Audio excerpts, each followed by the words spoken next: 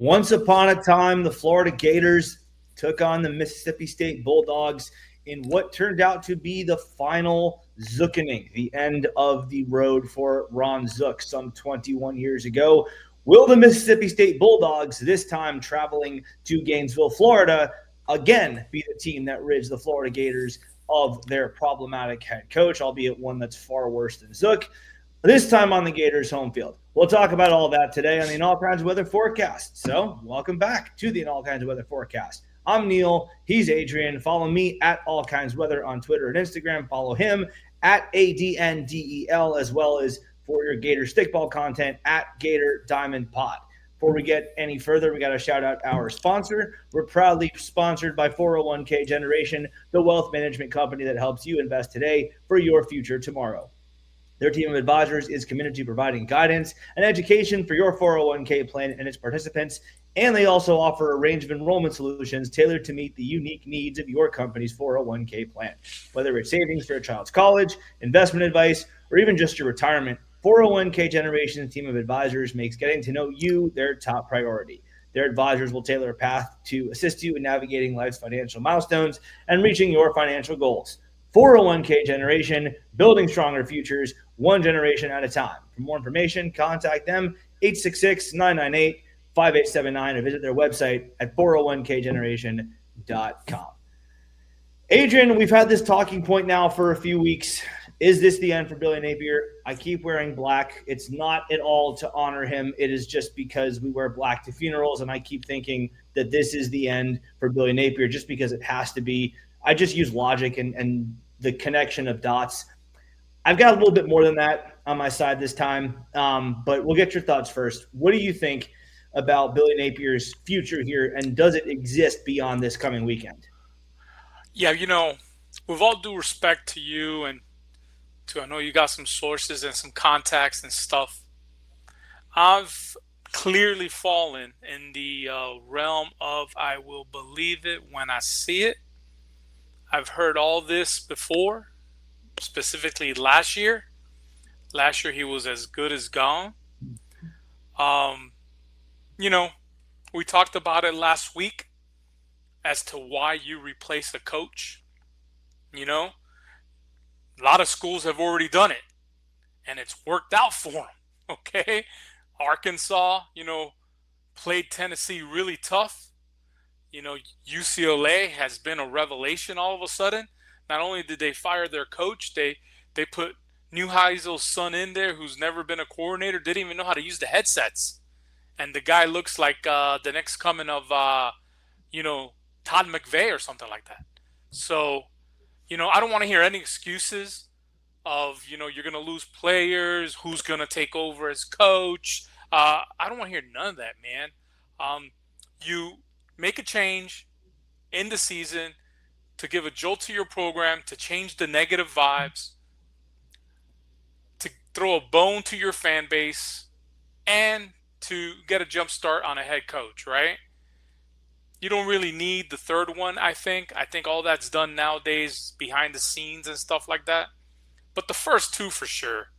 But like we said last week, man, I just don't think they care about, giving a jolt to the program or the brand. And they definitely, I don't think, care about the fans. Okay, we talked about that last week. So until I see it, Billy Napier is going to coach this entire season. And if I'm wrong, I'll say I was wrong. Billy Napier is probably going to win the game against Mississippi State on Saturday. That'll buy him a couple games right there. Heck, this is the most beatable Georgia team since Kirby Smart's first year, which almost makes it even more frustrating, right? That we're in the position that we're in. You finally caught Georgia on, mind you, they're a top 10 team, I think, in the nation no matter what. But as far as this being their weakest team since Kirby's first year, I think there's no doubt. I wouldn't put it past this team to beat Georgia in Jacksonville. And if that happens, that's going to definitely get them to the end of the year, no matter what. But even then, let's say he loses to Georgia. You're probably going to beat Kentucky. And once you beat Kentucky, that's it. That's going to get you to the end because, the thought process in those offices is going to be, why make a change now with only a couple games left? Just let the guy ride it out. We'll make a decision at the end of the year. So, unless I see it, Billy Napier is going to coach this entire season.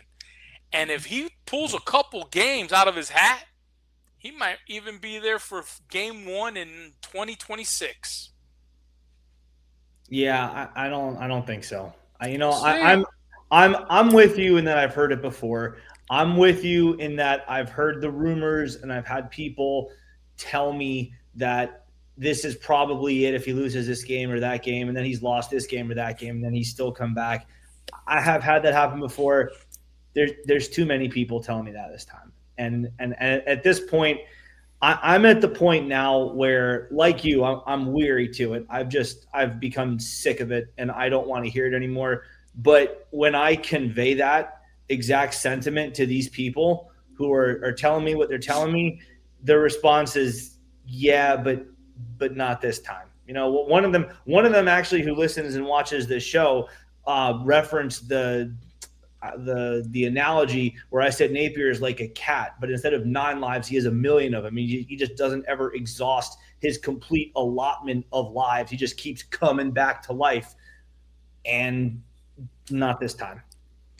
I think the Texas A&M loss did too much damage, and just the way it went down, just the double middle finger with the double offensive line coach situation, and you have a fifth-year senior who started for the better part of the last 4 years, has been a full-time starter for 3 full seasons, and he just looks hopeless against a very good edge rusher in Cassius Howell, but he just looks pathetic in that game. And he's done some great things in Florida. We're not calling out Austin Barber. He's done great things for Florida Gators. But in that one moment, he looks helpless. There's no help that comes his way. There's no running back to chip for him. We've talked about all that before. I think at this point, the people who matter have seen more than they need to see. And I'm at the point now where I wouldn't be saying this on this show, and I wouldn't be taking more of a somber tune had I not been told the same thing by a lot of different people, some of which I've never even heard from before, some of which I have heard from before and I've kept contact with for a few years, but some of whom reached out to me and said, hey, here's my cell phone number. If you want to talk, just give me a call. I'll explain some things. Multiple people doing this to me, and I've done it. And the story's been almost identical across the board. So I'm not angry anymore. I was visibly and audibly angry and frustrated after that Texas A&M loss.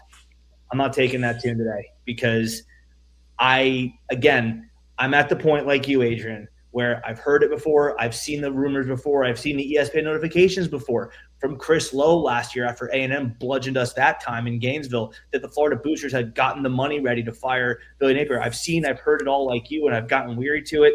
I'm at the point now where I wouldn't be saying it on this show in public for people to consume this content if I wasn't pretty sure that this is going to be the end. So I don't know if this game against Mississippi State is definitively it.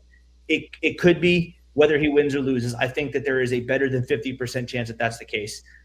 I also think it's possible that he beats Mississippi State and then he beats Georgia. Like you said, they're beatable. And then he goes on a run and wins a few more games. Even if Florida wins out, I don't think he's coming back next year. There's just too much damage done. The boosters have had enough. And then you talk about recruiting, which is a subject that we don't even talk about on these shows because we talk about the upcoming opponent. We have a game to talk about, right? What was it Dan Mullen's quote? It's not recruiting season yet. We'll talk about it in recruiting season. Yeah, but we're at the point now where it is recruiting season because they're all about to start jumping ship. The boosters have had those conversations too, and they're not fun. So we'll see. I don't know when the guillotine drops, but the damage is done and it's irreparable at this point.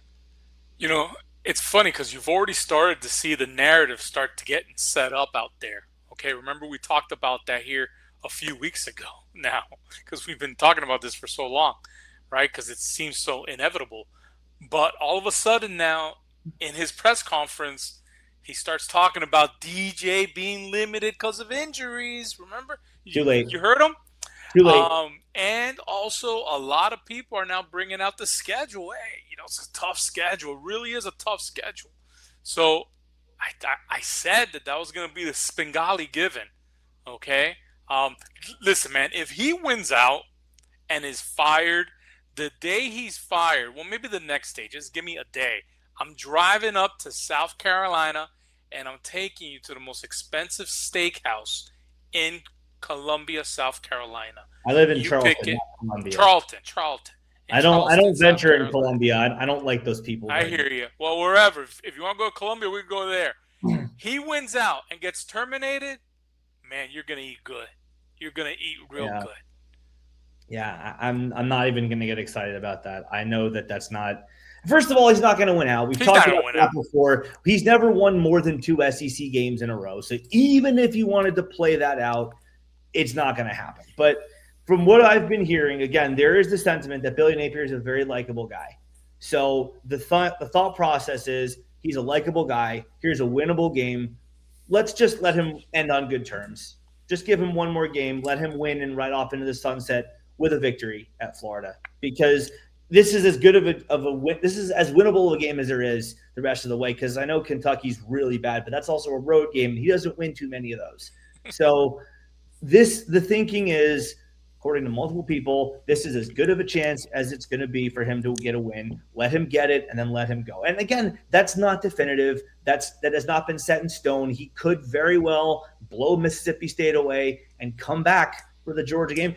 There is a scenario, I think, where he even loses to Mississippi State and he comes back against Georgia. But the damage is done, and it's far too deep cutting, and it is far too insurgicable. There's no surgery that can be done to repair this. He will not be back next year. So that's what I'm hearing. And again, I would not be going on the record and saying this if I was not very confident in what I was saying. And I'm not the only one. You want to talk about Billy Napier's press conferences. His demeanor was a little different in that Monday presser. You could tell something was just a little different. He was told something. I don't know what it was. I don't know if he was outright told he's fired. And think about this, Adrian. Because we know he and his staff are aware of everything that's ever said on social media, right? So what if they get it from this podcast? No, they won't. He's been told something. Well, the funny thing is, one of the good things about being in Gator Nation is that we do have a lot of great podcasts. I would like to consider this being obviously one of them, but there's a lot of good ones. Yeah. And I'm definitely a listener of podcasts. We have some great content out there in Gator Nation, and there is not a one that is not in agreement. We're all singing the same exact tune. Yeah. There's not a one that is saying anything different. So he could be listening to this one or to 5-6 other ones. Yeah. And he's going to get the same result. Yeah. It's time for you to go, brother. And it is sad to a degree, because I mean, I'm not sad to see him go. I'm going to be dancing when he goes, but it's sad from a perspective of, I really thought he could be the guy if he just did this or that. Because he did bring some things that I thought could be conducive to winning here. The recruiting abilities, the relationship building. I thought that the army of staffers he'd bring to Gainesville would be a good thing. The problem is he just refused to change the things he wasn't good at, like play calling. He refused to go away from the 2 offensive line coach approach. We saw the disasters that's caused, not only on special teams where you don't even have a full-time staffer, but on the offensive line too, where, again, you've got 50-year seniors getting baked by Texas A&M. You just have too many things that he just doesn't ever really seem to care enough about to fix. And if that's not the answer, if it's not a lack of care, then it's just the lack of brain power, which we've talked about on previous shows too. But I'm not going to dog him anymore with his intellect. There's clearly something off there in the brain. It's not worth going into it any more detail. For one reason or another, the guy is just not cut out to coach the Florida Gators, and he won't be coaching the Florida Gators down the road. But he is coaching the Florida Gators this weekend against Mississippi State. So while that is the dominant story right now, everyone wants to hear about Napier's status. There is a football game to talk about. And for as much of a damper as Scott Strickland and Billy Napier's various forms of incompetence have brought upon this game and have cheapened the mood and just degraded the mood and cheapened the overall product, it is still Gator football. And we will get a Gator football Saturday in the Swamp. Lauren Hager, stickball star, coming to do the Ms. Two-Bit situation. You and I have both clamored for that for a long time. A cool moment for one of the Gator softball legends, potentially the GOAT, to come back and get her moment. So there's going to be some cool stuff that still happens under the lights at Ben Hill Griffin Stadium. Hopefully the product itself matches the other cool stuff. So let's talk about that. Mississippi State, Jeff Lebby, the head coach. We talked about this last year when Chris was on as in your seat. Well, we talked about how Florida has the infinitely more talented roster, but how Mississippi State has the infinitely more talented football coach, the better X's and O's brain. We also said that about South Florida this year. South Florida came into the swamp, and we said, look, Florida is way more talented. But I said on this show, South Florida has the exponentially better football brain on their sidelines. Guess what happened? The less talented team won the game. So, Adrian, the question begs, I said this is a winnable game for Florida, but what about Mississippi State makes you think this may not go so well? Well, yeah, man. I mean, they could definitely come in here and win this ball game with no problem. You already touched upon it there with the head coach Lebby. They're also coming off a bye week, Neil. They're coming off a bye week, and let's face it, to prepare for a Billy Napier offense, ain't that difficult to begin with. Number one, and number two, if you have a bye week to do it, man, you could probably do some serious damage. One of the things that Mississippi State is really good at is pass defense. They don't sack much. They don't put a lot of pressure, but they defend the pass very well. They're 14th in the nation in picks, and they're very good in third down defense. Stop me if you've heard a team that was pretty good in third down defense that has did a number on us. A couple have already. So if Florida gets into a game in which they're facing third and long again, like they did against Texas A&M, Mississippi State's going to make them pay. And then on the other side of the ball, like you said, Lebby is a very good offensive-minded coach. By the way, he also calls his plays, and he also designs his offense like Billy does, but much different results when it comes to success rate and stuff like that, all those analytical terms. Mississippi State's offense is vastly superior to Florida's this season when it comes to that. So, is the Gator defense going to be ready to go for this game? We talked about that a little bit at the end of our last podcast, how I thought Billy really broke the defense with his decision on that 4th and 6. Is that going to roll over into this weekend? We shall see. But Mississippi State could hurt you, man. Blake Shafen, he's a Baylor transfer. Tough kid. He's got 9 touchdowns, 4 interceptions, a 67% completion rate. He's having a pretty good year. And their running back, I love his name, Fluff Bothwell. So Fluff is out there, 500 yards running, 6 TDs. They're going to be able to run it on you. They run the ball really good. And remember, Lebby comes from that, Kiffin tree, coaching tree, Kiffin, the dude over at Tennessee there, Heupel. All right, they come from that same style of offense that really what they want to do is run the ball. Okay? Yeah, they kind of spread you out and stuff, and you think that they're a big throwing team, but what they really want to do is run the ball. And that's what Mississippi State does. So Florida's going to have to be ready, and we know that the defensive line is still, dealing with a lot of injury issues. Obviously, Banks would have played a huge role last week, quite possibly changes the outcome of that game maybe. But you're losing out on him, and you're losing out on a couple other guys. So they could be susceptible. So we got to see what happens, man. Mississippi State better be taken real serious, Yeah, you touched on Fluff Bothwell. I think it's Bothwell. It could be Bothwell. Yeah, I think so. Yeah, but it's Bothwell. He's got 84 carries for 465 on the year. Obviously, they do want to run the ball. They do have multiple guys that can do it. Devon Booth, also 59 touches for 266 on the year, 10 touchdowns on the ground between them. Blake Shapen, as you touched on, he is a transfer. He also is a returning starter for them. He was there a year ago. That game got hairy for just a minute. It got a little tense when Florida was up 28-7. All right, we're going to blow their doors off. But then they come back and they make it 28-21. because, well, we know he's incapable of a lot of things, but he's incapable, for our purposes right now, of cutting the head off and just playing with his foods, because that's what he does. He just lets teams hang around.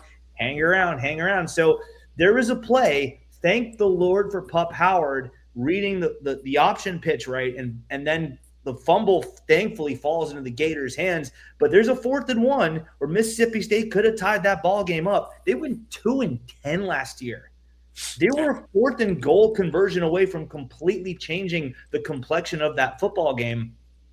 It didn't happen. Florida got the stop, the ball on the ground. Gators recovered. Obviously, 4th down didn't matter who recovered because Florida would have taken over anyway. But that Mississippi State team almost got Florida. They were not that far away. Yes, Florida won the game by 3 scores, 45-28. But if that play is converted, it's a tie game. And then you don't know just how deep into that cave that we call a shell, really more of a cave of conservatism that Billy Napier would then crawl into in that tie game because he's scared, right? The biggest irony of all, the scared money don't make money. Well, when things get tense, we know he gets scared and he calls the game that way, and it negatively impacts the Gator football team. So we'll never know. Florida did win the game. I'm not taking that away from Billy because, frankly, he needs all the accolades he can get because he's going to leave Florida with very few memories. So we'll let him have this one. But it was frightening. And that was when they were 2-10.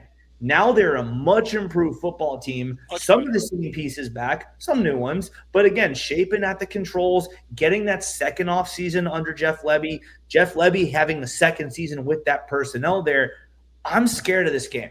And I say that knowing everything I just said about Billy Napier and the overall picture of the Florida Gator program being what it is, that I'll say again, I've heard it from too many people, including some who really matter in the decision-making, that this just is not tenable for the long term. And I think logic at this point tells you that too. But if we're just going to talk in a vacuum about this one football game in isolation and nothing else matters, it would scare me. This game would scare me. Mississippi State coming on the road. They won the last time they were in Gainesville, of course, 15 years ago. But, for all that's changed since then, Florida's worse than they were 15 years ago. Mississippi State, probably a little bit better than they were in that year 2 of Dan Mullen's tenure. So there's a historical precedent there. There's a recent historical precedent there with Mississippi State almost winning that game a year ago. And then you have to wonder about the Florida defense, which is what you talked about for weeks now. It's hard to play defense. We think the Gators' best defensive showings are behind them. Do they use that Texas A&M game as a, what the hell with this? I'm done. I've given all I have to give, and I'm just not getting any help. So let's just try to stay healthy. Maybe we can rack up a stray NFL draft highlight play here or there, but for the most part, I'm just playing not to get hurt. At what point does that start to seep in, Adrian? Is that something you're afraid of this weekend? Oh, no doubt. You betcha. In fact, you might be looking ahead to one of our segments later on this episode, Neil. So let me temper my comments there, man, because if not, I'm not going to have nothing for later. Yeah, well, we can. But yeah, I am concerned about that. We can talk about that more with the verdict. But again, the story that everyone's thinking about right now is not the football game, which is a shame. It's not Lauren Hager, which is a shame. She was a legend for Florida. This should be a game where Florida has a get right moment. This should be one of those easier wins. Yes, you have respect for the league, but it's one of those games that you're supposed to win as a somewhat of a let the foot off the gas type of a game where you can play 80% your best and still win by 3 scores. And then maybe get yourself into the SEC title contention talk. Maybe get yourself into CFP contention talk as you hold serve at home. Other teams lose around you because chaos happens in college football every single week. So this would be a good opportunity for you just to hold serve, hold steady. Don't make headlines for the wrong reasons because you lost a winnable game at home. Let the other teams do that and then vault yourself up as other teams fall around you. But again, 2-4, there's just no talk of that. There's no thought of that. It's all around the Florida head coach situation. Okay, so before we talk more about Mississippi State with the verdict, shorter show today, but we're going to talk a little bit more about Florida's new head coaches, who we think they're going to be or who we think they could be who we think it could be. Sorry, they're only going to have one of them. And who we think it should be. Who's it going to be? Who should it be? Adrian, what have you got? Oh, that's interesting. Who's it going to be and who it should have been? Who it should be? Well, it should be Lane Kiffin. Okay? It always has been. It always was supposed to be. It always should have been Lane Kiffin. And I know to a lot of Gator Nation out there, that's blasphemy. Especially if you had said that 6, 7, 8 years ago. But that's when it should have been. Okay, when little Knox was running around town there with his little Gator book bag going to school, preschool and stuff like that, that's when it should have been. Now Knox is in high school, Oxford High School. I don't even think he likes the Gators anymore. You know, back then his granddad was a Gator legend. That's when it should have been. When, the closest thing to Steve Spurrier in the modern era, Lane Kiffin, that's when it should have been. Okay? Which always gets me. Florida fan base, raised by Steve Spurrier, giving Lane Kiffin crap over what he posts on Twitter. Do you know what Steven or Spurrier would have done with Twitter? Come on, man. So it should have always been Lane frickin' Kiffin. Okay? I don't think he wants the job no more. He would have crawled to Gainesville at one time. Okay? He would have made sure that you didn't have to worry about a buyout to your coach. He would have said, take it off the top, baby. I want to go to Gainesville. Now, I don't know. A lot's changed in his life. If you watch that documentary, if you listen to some of his interviews, a lot's changed. So, I don't know. I don't think he would be interested anymore. And that's even if it's offered. From stuff you hear, Strickland says Lane Kiffin is not even under consideration. I don't know how true that is or how much of an influence Strickland should have in the next hire, but that's what you hear. So what was the next one? Who's it gonna be? Who's it gonna be? Woof. I think I have a list here. So Kiffin was at the top. I don't think it's gonna be this guy. I heard about this guy, but I don't think it's gonna be this guy. I think Florida will have to somewhat settle on my fourth choice here. But I still think it's a good choice. I still think so. Eli Drinkwitz, head coach at your Missouri Tigers in the other Columbia, Neil. Columbia, Missouri. SEC experience, has a little bit of that swagger that Florida needs, man. Florida needs a coach with a little bit of swag, a little bit of something to him. Bring back the feel good, okay? Runs a good offense, and he's been successful in Missouri. He's been successful.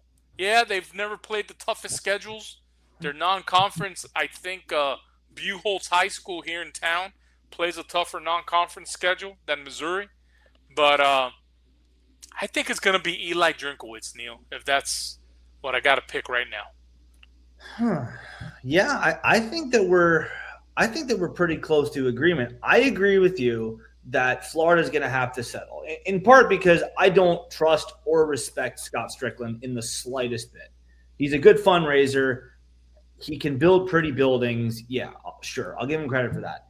I don't trust or respect him at all when it comes to picking coaches, because if you followed us on social media for some time, you see the graphic I've posted a couple times now, how he's hired 9 coaches at Florida. 5 of them have winning percentages in the SEC of less than 40%, let alone 50%, let alone losing records, winning percentages of less than 40% against SEC competition. So I don't trust him, and I don't think he's going to make the right hire. The question becomes if other people can overstep him and make the hire for him, which, among other things, would set a very dangerous precedent. Because if that's what's going to happen, then the obvious question is, well, okay, why do you have an AD then? If he's not trusted to make these decisions, why is he there? And that is a damn good question, and one that I don't have an answer to. But that is what some people, I say again, some people with some influence would like to happen.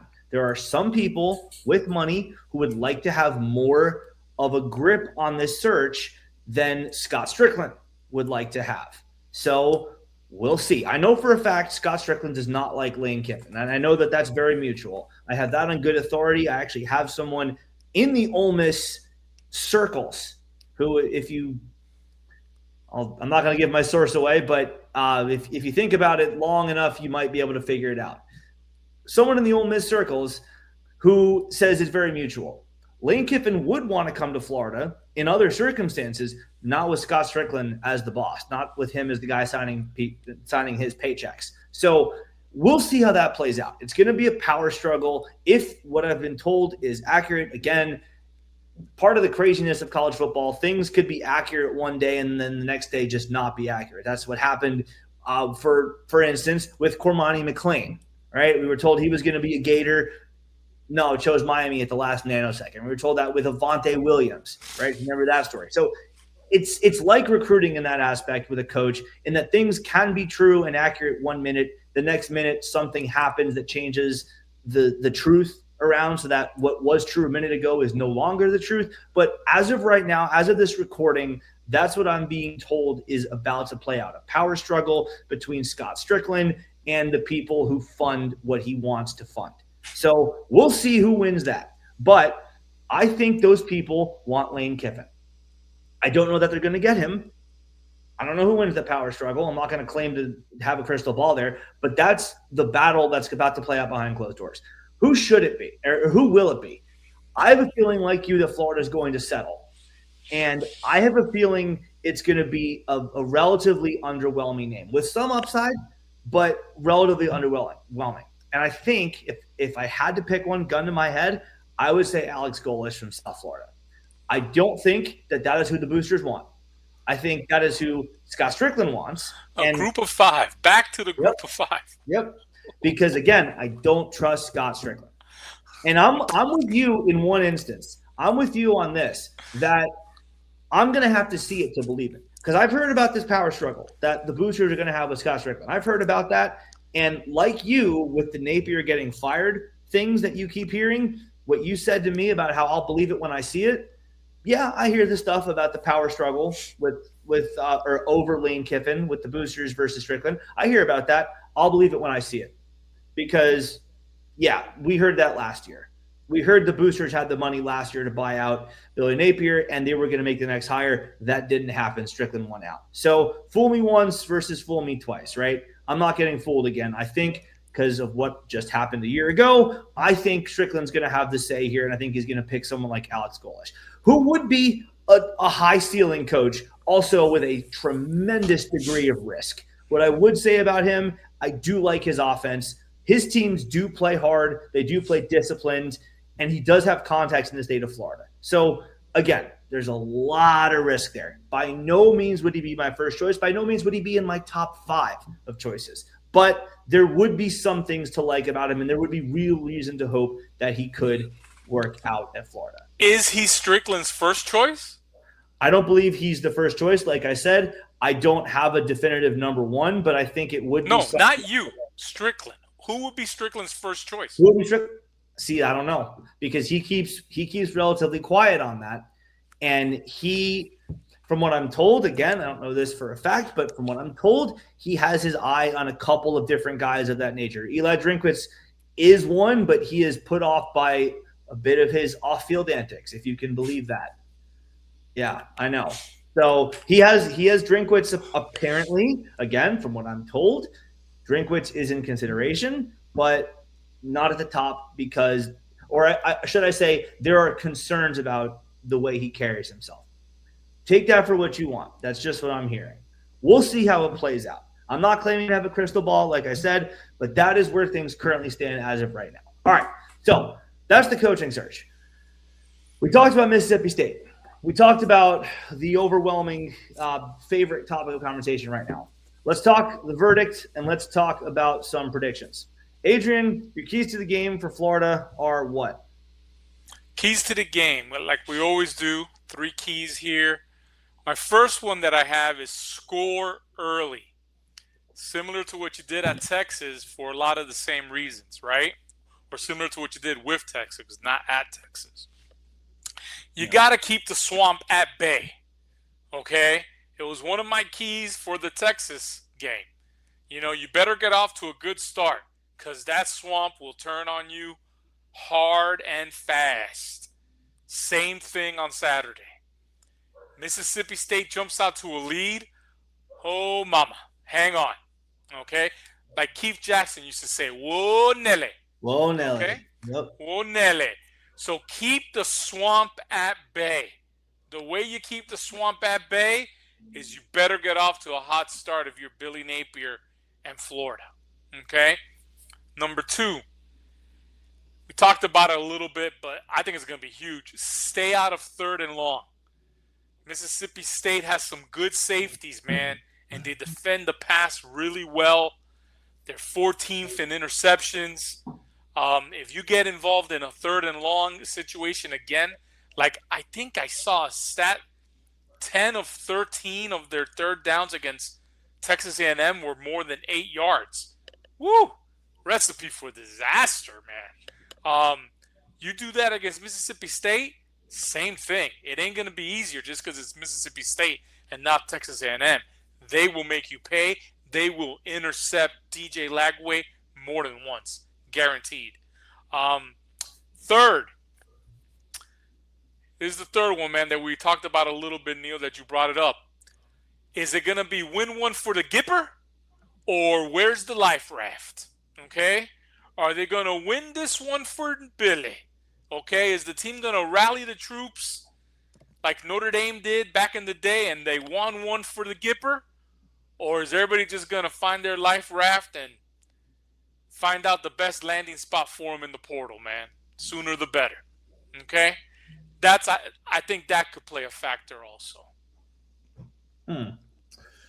Okay. Those are good keys, I guess. I mean, just God, the more I think about, I'm just going back to what I was told about Strickland picking a coach. Like, God help us if he gets to make the decision. Because again, to be very clear, from what I'm told, the boosters, the people with money, they want Lane Kiffin, and then they want Marcus Freeman.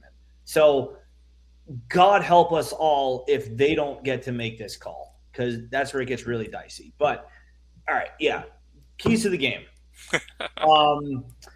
Let's not let guys get behind us. Again, we saw that happen, honestly, pretty consistently throughout this year. I mean, even Texas did it. Ryan Wingo has the touchdown pass there from 38 yards, I think, from Arch Manning. A&M burns us with one on the first play of the game. There's one where Miami actually had 2 guys open, but Carson Beck didn't have time. Thankfully, our defense actually got some pressure on that one play for one of the few times all game. USF hits a big one on us. It's only one that teams usually hit, but that one can make all the difference. So let's not let that happen. And if we talked about on the last show, Jordan Castell playing center field. Well, whether it's Castell or Devin Moore or whoever playing center field on a play, let's play center field and make sure we take the first step back so we don't get beaten over the top. That's the first thing. No deep bombs that just get behind the defense. Number 2, I mean, I say this as a key, like there's actual mystery around this, but because we know it's not going to happen. But open up the playbook, because DJ Lagway, I mean, you can talk about Mississippi State being relatively good at pass defense, but they don't have the athletes on the back end of their defense to match up with Vernell Brown or Dallas Wilson. They just don't. Very few teams in the country do.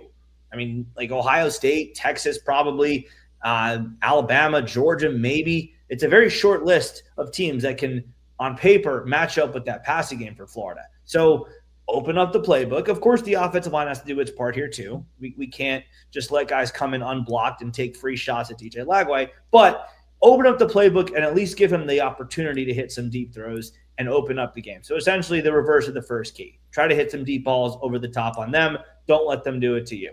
3rd key, for the love of God, man, no special teams disasters.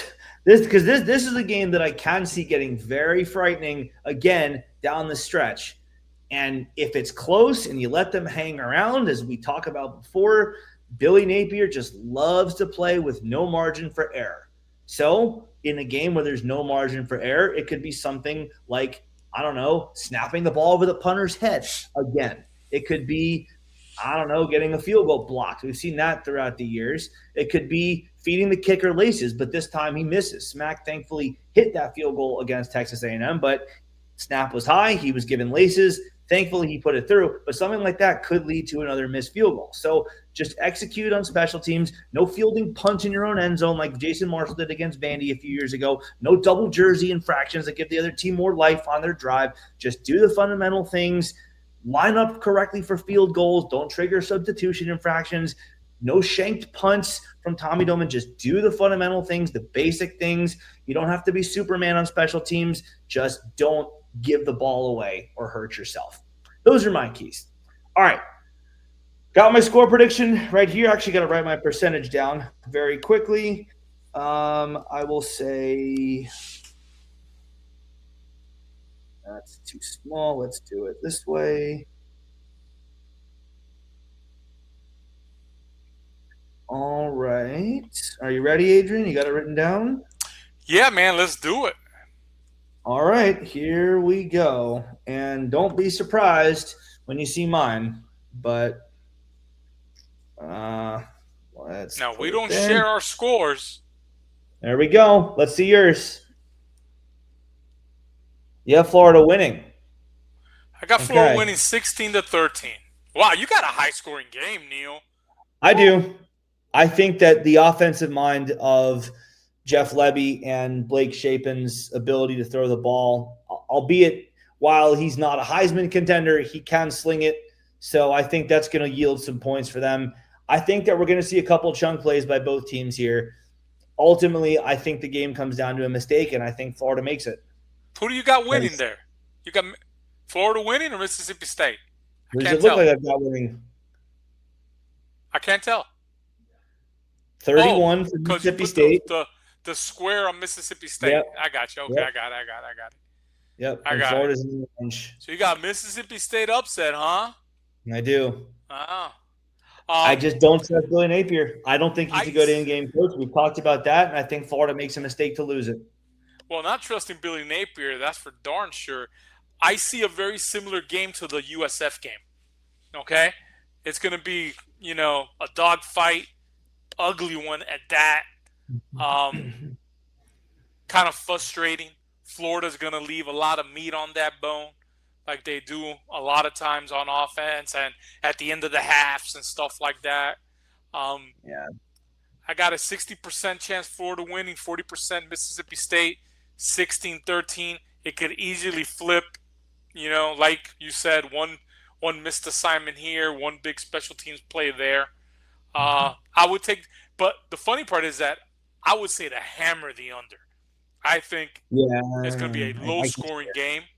And you have a relatively high-scoring, definitely over. I don't know what your under is. I see the game playing out at least to start like the A&M did, where there's a bunch of points out of the gate, and then the teams settle in, and then the defenses figure things out and settle into the game. But I think I could see this game being 21-14 after the first quarter, just like Texas A&M was, and then the teams kind of settle in. What can go wrong will go wrong. Billy Napier is a loser of a coach. You don't like me saying that, go look at his record, 21-23. He's lost more games than he's won. 11-16 in the SEC now. The guy just loses games. Good teams find ways to win games. Bad teams find ways to lose games. Billy Napier's team will find a way to lose. And if they can't find a way to lose, they will invent one. So that's what I think. You said what you think. Let's check out what the model thinks. Model says Florida has 68.6% chance to win. That sounds about right. I mean, what score do they put? Dustin does not give his score on that until he does his model show. Oh, the model show. Okay, I got it. But he does say 68.6%, which sounds about right. I mean, I said 45% for Florida. I'm by no means confident in picking Mississippi State. I could very easily see Florida winning this game, but 68.6 sounds about right. Dustin also has Florida winning the game by 9. He will not give the final score until he actually does the show, but he says Florida by 9. That's the spread he's got, which is pretty close to what Vegas has. I think it's been bouncing between 9.5 and 10.5, depending on which book you get it from. So Vegas sees a touchdown and a field goal type of a spread for Florida. Vegas, I think also the FPI has around a 63 or so % chance to win. So Dustin's model a little bit more friendly to Florida than that. So this is the first time that you and me disagree on the outcome. So on the winner, yeah. Yeah, it'll be interesting. Yeah. Interesting to see. Yeah, we're gonna watch it together. You're gonna feed me some of that arroz con pollo. It's gonna be a fun time.